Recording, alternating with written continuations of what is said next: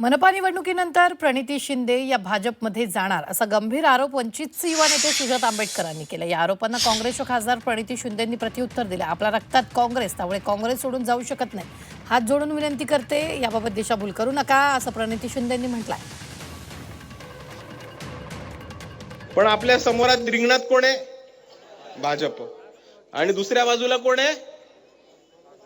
काँग्रेस नाही, दुसऱ्या बाजूला पण भाजपच आहे। कारण प्रणिती शिंदे या भाजपसाठी काम करतात ते आपल्या सर्वांना माहिती आहे। तुम्हाला एक आतली गोष्ट सांगू का? बाहेर जाऊन नाही सांगणार, नक्की स्वतःपर्यंतच ठेवायचं। तर आतली गोष्ट अशी आहे की ह्या निवडणुकीच्याच आधी प्रणिती शिंदे या भाजपमध्ये प्रवेश घेणार होत्या। ऑक्टोबर महिन्यातच घेणार होत्या, बरोबर की नाही? बरोबर?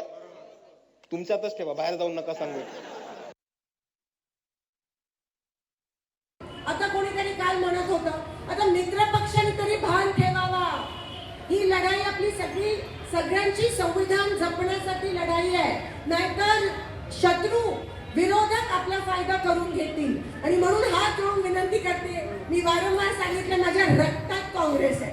काँग्रेसने सांगितलं सोडून मी जाऊ शकत नाही। माझ्या रक्तात माझा जीव आणि प्राण मी या संविधानासाठी आणि देशाला द्यायला तयार आहे। आणि म्हणून ह्या पद्धतीची हात जोडून विनंती करते, दिशाभूल करू नका, कारण का ह्याचा फायदा विरोधक कुठेतरी करून घेईल।